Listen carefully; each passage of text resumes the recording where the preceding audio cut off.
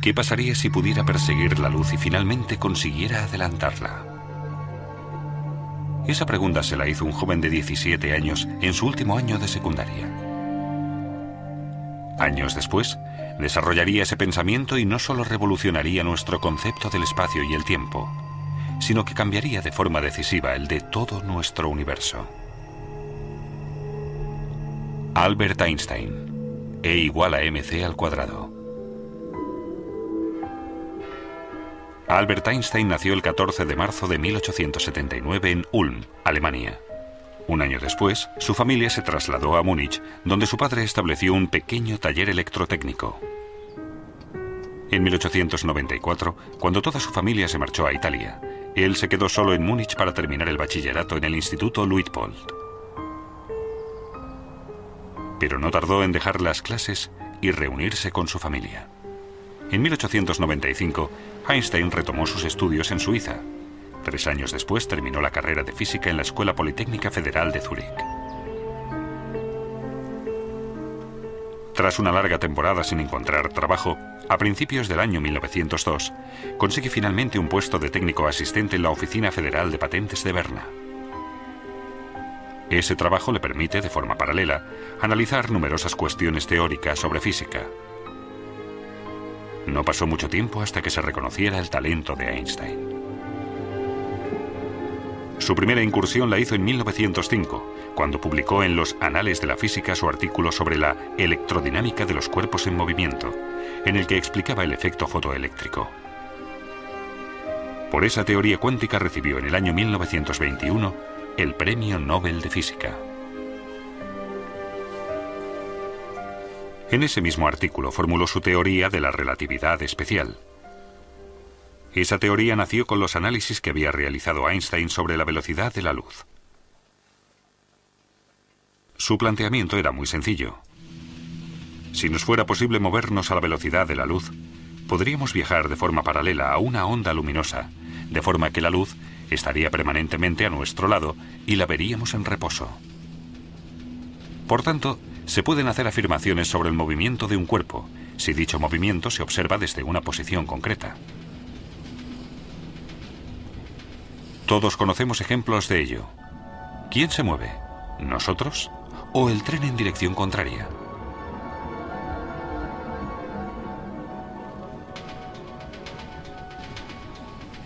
Algo parecido pasa cuando un coche circula, de forma paralela, a la misma velocidad que un tren.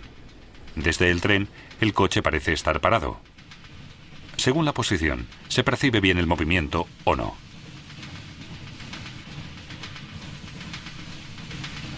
Cuando un pasajero avanza hacia el principio de un tren, desde los ojos de un observador de fuera se suman las velocidades del tren y del pasajero. Si 2 personas van a la misma velocidad y una sube a una cinta transportadora, se suman las velocidades de la persona y la cinta transportadora.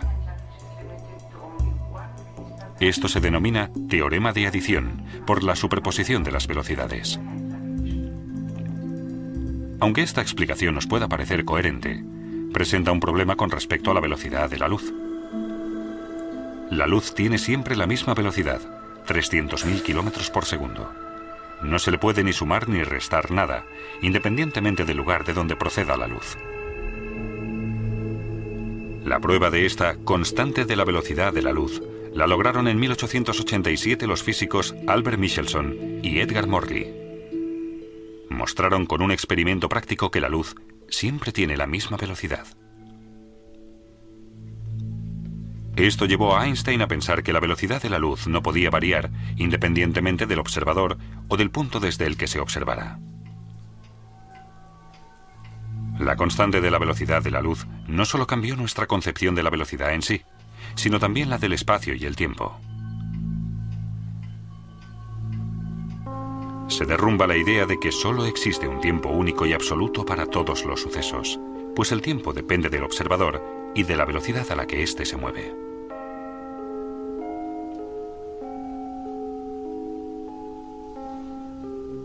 Una explicación de la teoría es la del reloj de luz. Un reloj de luz consta de 2 espejos situados uno enfrente del otro. Una partícula de luz denominada fotón, se mueve de un espejo al otro a la velocidad de la luz. Cuando el fotón choca con el espejo, recibe un impulso, gracias al que podemos medir el tiempo.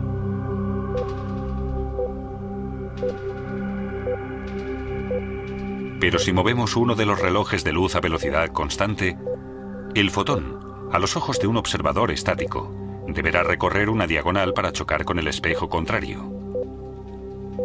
Como el recorrido es más largo, el fotón ya no puede alcanzar la velocidad de la luz y choca más tarde con el espejo. Lo que significa que ambos relojes marcan tiempos distintos. El reloj de luz en movimiento va, para un observador estático, más despacio. Un experimento demostró este fenómeno en los años 70. Dos relojes atómicos se pusieron exactamente a la misma hora. Uno de ellos se metió en un vuelo regular, mientras que el otro se quedó en tierra. Al final se compararon los dos, y el reloj que fue en el avión se atrasó. Este fenómeno, por el que los relojes en movimiento van más despacio, se ha denominado dilatación del tiempo. Otro experimento de ello es la paradoja de los gemelos. Un astronauta vuela en su nave 10 años en el espacio. Su hermano gemelo se queda en la Tierra. Los dos tienen 30 años. El astronauta vuela 10 años a 260.000 kilómetros por segundo. Después regresa a la Tierra, para lo que tiene que invertir otros 10 años. Cuando regresa tiene 50 años de edad.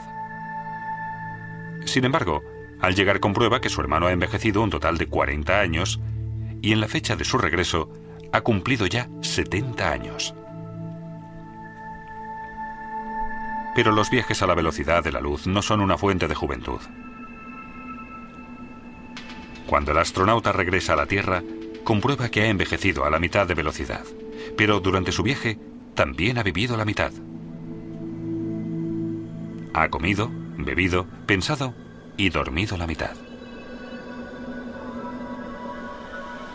En 1959 se demostró, mediante un experimento sobre la aceleración de las partículas realizado con muones en el Centro Europeo de Investigación Nuclear en Suiza, que esos sucesos no solo se dan en un ámbito científico, sino en la vida real. Los muones son partículas de la familia de los electrones. La particularidad que tienen es su corta vida. Solo 10 microsegundos después de formarse se vuelven a dividir. El experimento demostró que si los muones se aceleraban hasta casi la velocidad de la luz, viven 3 veces más. Con la aceleración, su reloj interno se ralentiza realmente con respecto a los muones estáticos.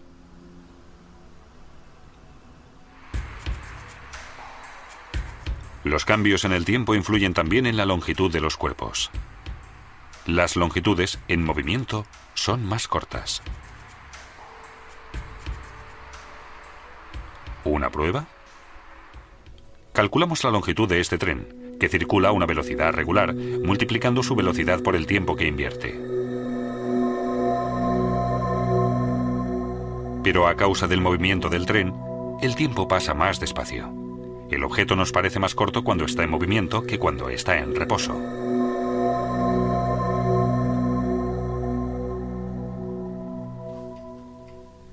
Mediante su teoría de la relatividad especial, Albert Einstein estableció un nuevo concepto del espacio y el tiempo, en el que demuestra que ambas dimensiones, consideradas hasta entonces independientes la una de la otra, son dependientes en realidad. Einstein hizo otras asociaciones de propiedades físicas, como que la masa varía dependiendo de si se mueve o no con respecto al observador. Las masas en movimiento resultan más pesadas y poseen, por tanto, más energía cinética. La equivalencia entre la masa y la energía es la fórmula más famosa del mundo, E igual a mc². Como el cuadrado de la velocidad es un valor muy elevado en la fórmula, incluso una masa pequeña, si se mueve a la suficiente velocidad, puede tener una energía peligrosa. Este hecho fue de una enorme importancia para la física del núcleo atómico. Despejó el camino hacia la obtención de energía atómica, pero también para la creación de la bomba atómica.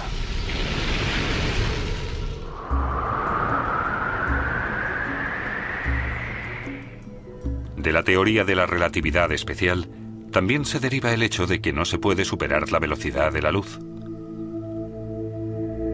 El aumento en la velocidad aumentaría también la energía cinética del cuerpo y con ella la masa.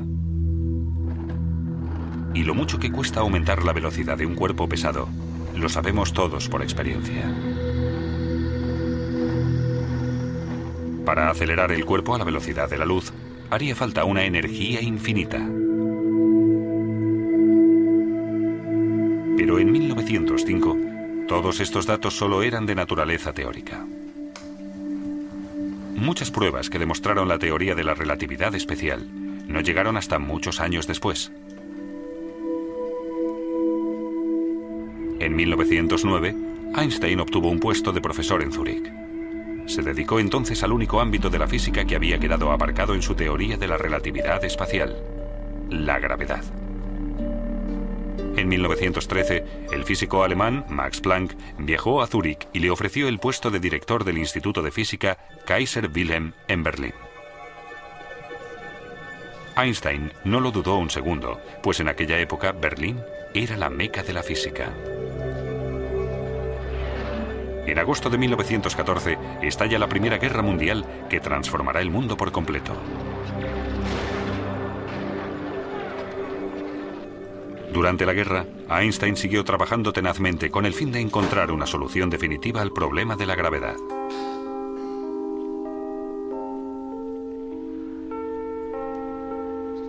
Sus años en Berlín fueron el punto culminante de su carrera científica, pues fue allí donde completó su teoría general de la relatividad. El punto más importante de la teoría fue la afirmación de que la gravedad no solo afectaba a las órbitas de los planetas, sino también a la luz. Según esto, el haz luminoso de un planeta se desviaba tanto al pasar cerca del Sol que su posición se percibía desplazada. Pero el fenómeno solo se podía demostrar en un eclipse total de Sol.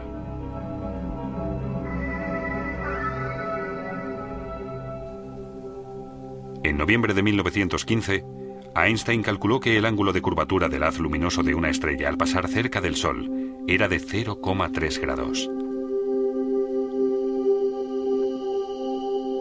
En primavera de 1919, una expedición científica inglesa partió al Atlántico Sur para fotografiar un eclipse de Sol. Y efectivamente, la expedición confirmó los cálculos de Einstein.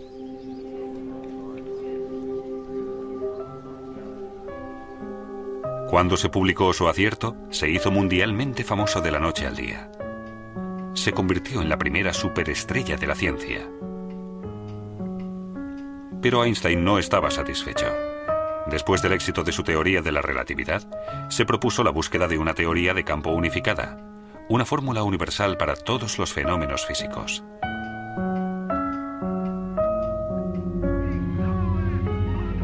Albert Einstein era judío. Cuando Hitler subió al poder, emigró a Estados Unidos. En el campus de la Universidad de Princeton, continuó sus investigaciones en busca de la teoría de campo unificada. Pero esta vez, su propósito fracasó. Albert Einstein murió el 18 de abril de 1955 en el Hospital Judío de Brooklyn, Nueva York. Ese día, el mundo perdió al físico más importante del siglo XX. El hombre, que con su teoría de la relatividad parecía haber vencido al tiempo, tuvo que doblegarse como un humano más ante el fin de sus